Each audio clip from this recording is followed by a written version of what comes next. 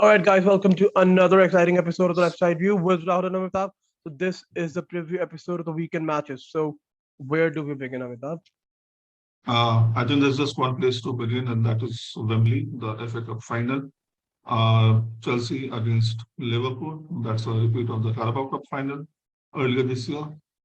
Um, both the sides have some injury concerns, with Fabinho out and Kovacic are doubtful here. Even for Kante, I don't know how healthy he is, how match fit he is to start the match.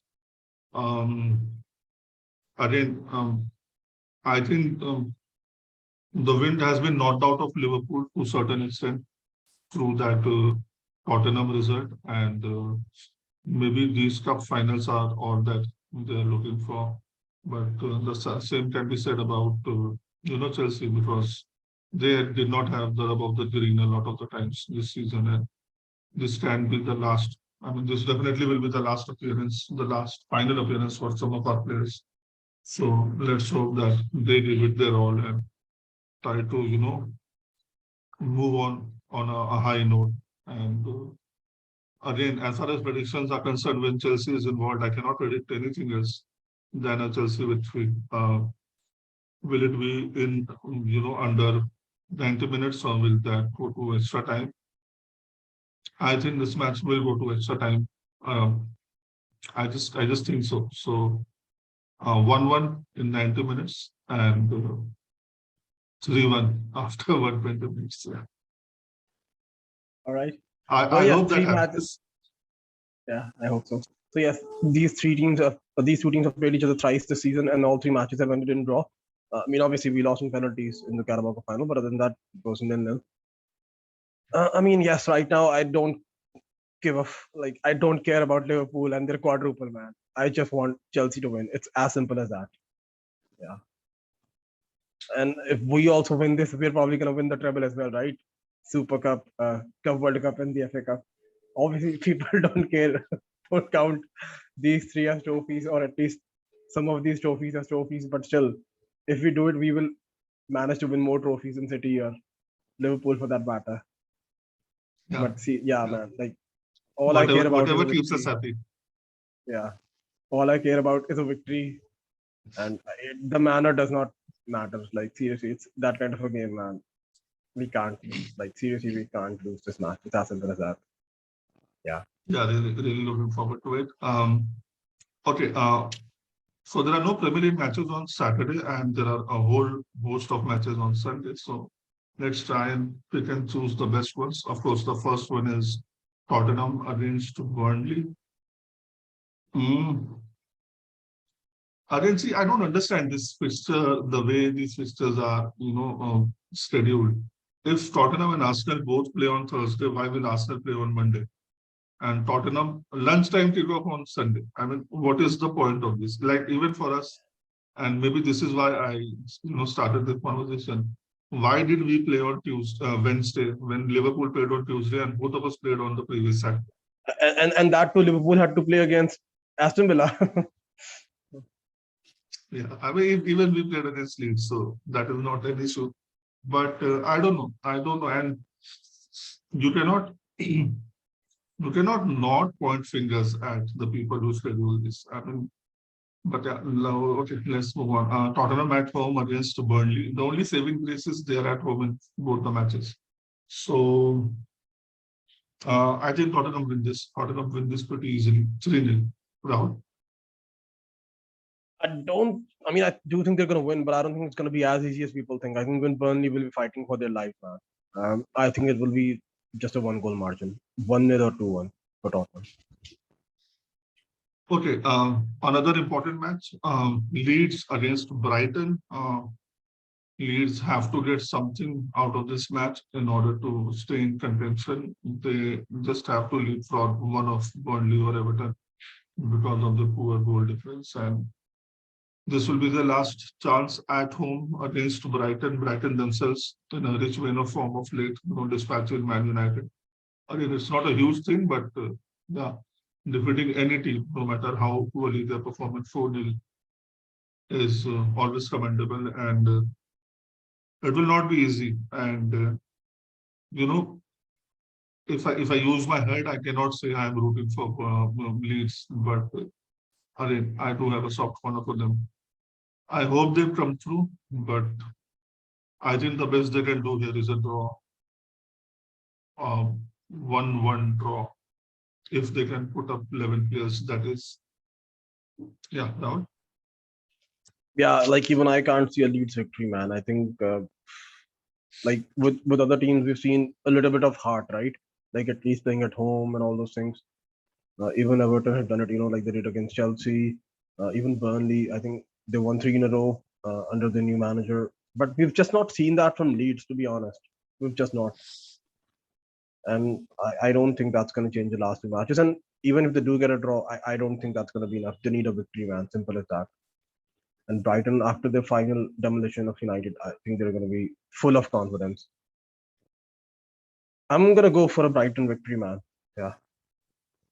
Yeah. The next match, West Ham against Manchester City. And as Pep alleged, most of the media is rooting for Liverpool. And I think there is some truth in that, quite frankly. They said that the Wolves away and West Ham away matches are going to be difficult, and maybe that can be a deal breaker for City. But the way they dispatched the Wolves 5-1, I think something like that will happen to West Ham as well. Maybe not a 5-1, but again a convincing victory for the City, because they cannot go empty-handed after the kind of season that they have had, and they will definitely, make sure that they get the Premier League title. And again, you saw that De Bruyne was playing like a man possessed. These people are like the best professionals out there, and yes, a lot of credit goes to Guardiola. But even these players, they always continuously challenge themselves to be better, and they just, I don't think they're going to bow down to any pressure, because they know that even if you take out, a couple of the first team regulars for City and play them against someone like a West Ham, again, all due respect to West Ham, but the fact is that the City squad is just so much better. So yes, I don't see anything else but a City which 3-0. I mean, yes, we've got to talk about, however, the defensive crisis that City have. I think even Kyle Walker, Ruben Diaz, even Emerick Laporte, and a lot of these defenders, they're actually out. They're going to miss the next 2 matches. So yes, that is a concern for City.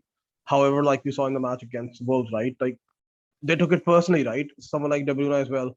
As soon as they conceded an equalizer, they just took it personally and they took the matters into their own hands. So that's something that we expect. I don't really think that it'll be as open as the Wolves game. West Ham have actually already knocked out City once this season out of the Carabao Cup, if I'm not wrong. I think they beat them 1-0. But yes, the stakes are just so high for City as compared to West Ham. I do expect a victory for City, however, a 1-0. Yeah. Yeah, and the last match on Sunday is Everton against Brentford. And we discussed in our previous episode that Everton may be, looking at this match and trying to get all 3 points against Brentford. That is the why they did not go full tilt against Watford. And if that is the case, of course, at home with the crown behind the back, they're going, all out in this match and try to get those 3 points, which will almost, just make all the pressure disappear. Obviously, we have to look at the other results as well. So, yeah, at home, Everton against Brentford. Let's go for a draw, man. 1-1. Or maybe 2-2. 2-2. So I'm gonna back Everton. I think I'm gonna yes. Brentford have been so unpredictable, but I'm gonna go for still an Everton 1-0 victory at home. Goodison, last match of the season, last home game of the season for Everton. They would want to make sure that they secure their survival in this match at home. 1-0. Yeah, and on Monday we have Newcastle against Arsenal, and taking the same logic forward on the last match at St James's Park for Newcastle, and especially after the wallop they got against City. I think they'll win this match 2-0. Rahul. Yeah, even I expect Arsenal to drop points, man. I mean, in their last two matches, I think for Newcastle, they've lost once against Liverpool and then once against City. But the fact that the manner in which they lost to City, I think they're gonna have that on their mind. Yes, I think Arsenal's top four hopes come to a crushing end in this match. A one-all draw. Okay, 1-1. Okay. Yeah. Okay. Let's move on to the Bundesliga now. So this is the last match day out there in Germany, and I think yeah. So almost everything is decided except for the fourth spot, and that is also almost done and dusted. But again, stranger things have happened. Um, let's look at some of the important matches. Leverkusen against Freiburg. Leverkusen that are finishing sixth or third, and Freiburg who are in fifth. So Freiburg have to sort of win this match and then hope for the best in the Leipzig match. Will that happen? I actually don't think so. I think Leverkusen will get 1 point out of this fixture. So 2-2. Rahul? Even I've got a feeling that this one's gonna be a draw, man. Yeah, I think it's gonna be a draw. The last match of the season, both teams want to do well. Leverkusen, like logic, that they want to do well at home, again in front of their home supporters. And that would actually suit Leipzig. So yes, I'm gonna go for a draw, man. I think, yeah, 1-1. Yeah, the other match, Dortmund against Hertha Berlin. I think this is the last match for a lot of the Dortmund players. So including, you know, a pretty special player. So let's see what kind of farewell they are able to provide to the fans. Yeah, going for a Dortmund victory 4-1. Rahul? Yeah, Haaland to score a hat trick. Yeah. Yes, I do. I expect goals in this match. I think it's going to be a pretty open game. The only question is whether it's going to be a victory for Dortmund or not. But yes, I do expect goals. Let's go for 4-2 Dortmund. Yeah. Okay. So talking about Leipzig, I think again they are playing Arminia Bielefeld, who are second from bottom. So as good a chance as any to get all 3 points and cement that fourth position, which I think they'll do. So I'm going for a Leipzig victory, maybe 3-0. Rahul? Yeah, agreed. I think Bielefeld haven't won in since I think 3 months. February 19th was their last victory. They haven't won a match since then. Leipzig, especially when you take into consideration that they've got all to play for to make sure that they finish fourth, they finish in the Champions League position. Yeah, man, and Kunku to score like always, and yeah, Leipzig to win this and then focus their attention to the DFB Pokal final against Freiburg. Yeah, and the final match, Wolfsburg against Munich. Let's keep it short and simple. Wolfsburg to win 2-0. Ooh, there are actually few certainties in life, which is death, taxes, and Bayern beating Wolfsburg. Like they have won 12 of their last 13 games against Wolfsburg and lost just one out of the last 25. Like that's how good. And even this season, like how poor have Wolfsburg been, man. I can't see anything other than a other than a Bayern victory, man. I just can't. Okay, I think it is the last match week day for France in France as well. So our favorite team from France, PSG, playing Montpellier. I hope they close out this season with a defeat. They are the away team in this match, and they are hoping for some sort of drama so that it, snowballs into something even bigger in the days to come. So, yeah, Montpellier to win 1-0, man. I mean, yeah, Montpellier 13 in the table. Are they actually playing for something? I doubt it. I think PSG would want to end this on a high. I don't think they're gonna lose. I would expect maybe I would accept a draw, but I'm still gonna go for PSG victory, man. Yeah, 2-1. Okay, let's move on to La Liga now. There are only two matches on Saturday, so don't really need to discuss them. On Sunday, we have Atletico Madrid against Sevilla. Again, the only team that will be playing in this match will be Real Betis, that Atletico win this and give them a glimmer of hope. But given the performance of both these teams, uh, let me go for a very unpredictable result. That is the 0-0. Rahul? Yes. I mean, if we go by Sevilla's performance, then it's gonna be a draw. But Atletico have picked up points, and I think I would actually not be surprised if it's a draw, to be honest, because even Atletico have secured their qualification. Uh, so yeah, I think it's gonna be a draw, man. Yeah, I think it's gonna be a draw. Yeah. The next match, Cadiz against Real Madrid. Um, I think we've discussed it in the previous podcast as well.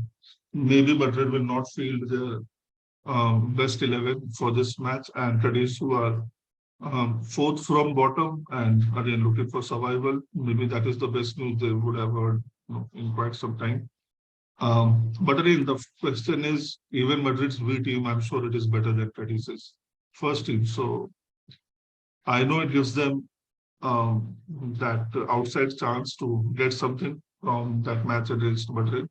But personally, I don't think I'll be too hopeful, because even the second string players will be trying to impress the coach and try to get some sort of a role in the Champions League final. So yeah, no hopes for Cadiz, man. Real Madrid to win 2-0. Down. Cadiz actually got a 0-0 draw in the corresponding fixture as a Santiago Bernabeu. I mean, like you said, that yes, even we expect Real Madrid to rotate, but that's the thing, even if they do, with the five substitutes rule, all these players like Vinicius and Benzema can come on in the second half in the last 10-20 minutes and they can still change the game if it's not going their way. However, Cadiz do have a great record at home. I think they've even beat someone like Sevilla. They even beat someone like Villarreal at home. So I'm gonna go for something different. I'm gonna go for a Cadiz 1-0 victory, Okay. and they'll secure their survival in the league. Okay. The next match we discuss is Getafe against Barcelona. Getafe to win, man. Who cares? I mean, it is as simple as that for me.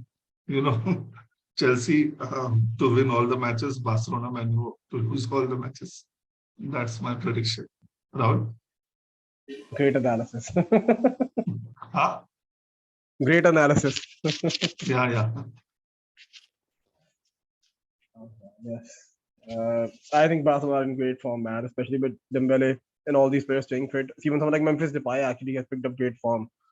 Even though you can see that someone like I think Ferran Torres has actually dropped a little bit of his form, not scoring goals or providing assists, but then they've got so many options. I think yes, Barcelona would want to end on a high, and the fact that uh, I think Getafe are not really playing for anything. Yes, so I've got a feeling that yes, Barcelona will nick this one, 2-1. Yeah, and again, in the interest of you know, still saying that there is some sort of competition for the top four, Real Betis against Granada. I think Betis will win this match at home. 2-0. Rahul? Yeah, I agree. I mean, the fact that someone like they got a victory over Valencia, right? Um, Now they're gonna look to make sure. I mean, obviously, like that's how they can try to put a little bit of pressure on Sevilla. Even though we already said that even if Sevilla, like for Betis to may at least have any chance of finishing the fourth spot, Sevilla have to lose. So yes, they would hope to do that. So yes, I'm gonna go for a Real Betis victory as well, man. Okay, let's turn our attention to Serie A now. There are important matches both at the top and the bottom of the table. On Saturday, we have Empoli against Salernitana. Um, Salernitana to draw this match, maybe. Yeah, 1-1. Rahul? I think Salernitana are gonna win after their draw last time out against Cagliari. I think they're gonna win, man. They're gonna make sure that they're gonna stay. I mean, Empoli, they've only managed to beat Napoli twice this season. That's it, in a way. Not, I mean, technically, but yes. Um, it just means so much more to Salernitana. They just want it more, man. I'm gonna go for a Salernitana victory. Yes, 2-1. Okay. Similarly, Udinese against Spezia. Spezia, just 3 points above Salernitana, and they have lost the last 4 matches.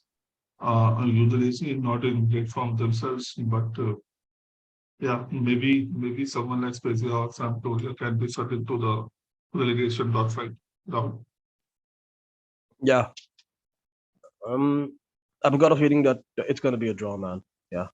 I think Spezia would want to make sure that they, uh, I mean, they're 16th in the table. They could still, get dragged to the relegation battle. So yes, I'm gonna go for a draw. Okay, okay. I think Udinese will win 2-0. And in the final match, Roma against Venezia. Venezia rock bottom. I think this is a sure shot 3 points for Roma. And at home, yes, again, you just win the penalty week for in a lot of leagues.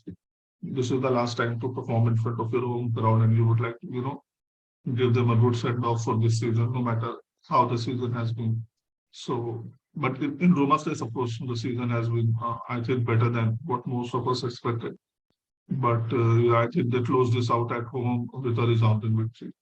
And when I say resounding, for a Mourinho team, that is 2-0. Rahul? Yeah, I think I agree. I agree.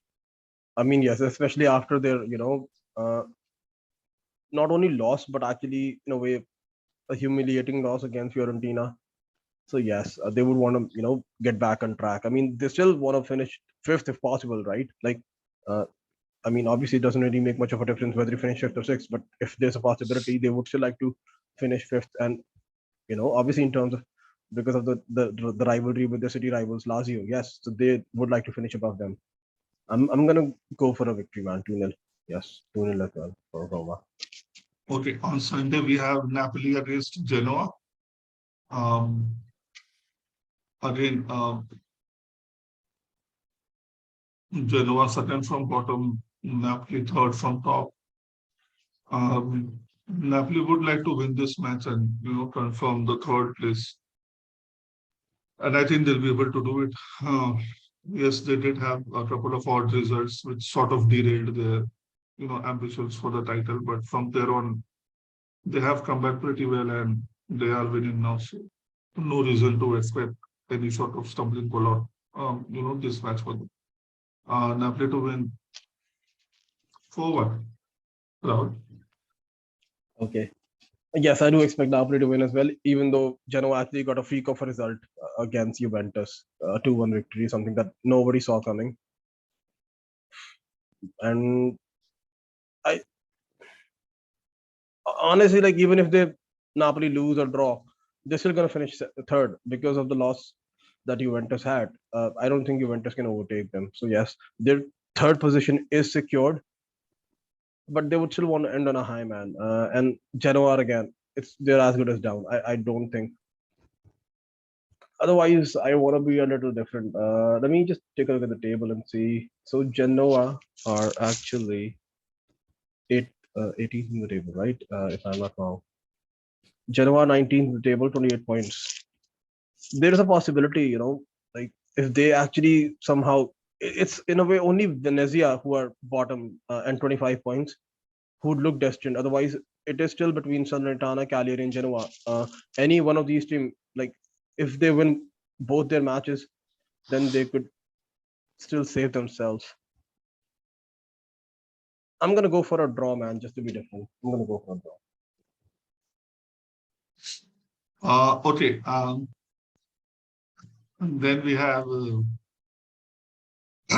the small matter of Milan against Atalanta at home at the San Siro. If Milan win this, they win the whole thing. And there's no prizes for racing what I am predicting for this match. I think they won it, especially in the last few weeks when the chips, I mean, the pressure of the whole world was on the shoulders. And again, with a coach who does not boast a record of winning a lot. Um, yeah, I think this is where it all culminates, and we have our new Serie A champions. Milan to win 2-1. Rahul? Yeah, I think I agree. To be honest, like there's not going to be a better time to play Atlanta than now.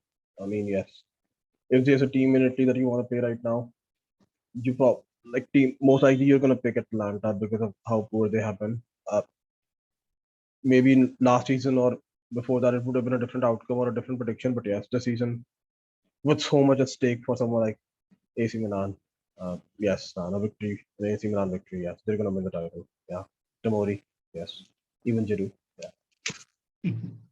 Yeah, and immediately after this match, we have Cagliari against Inter.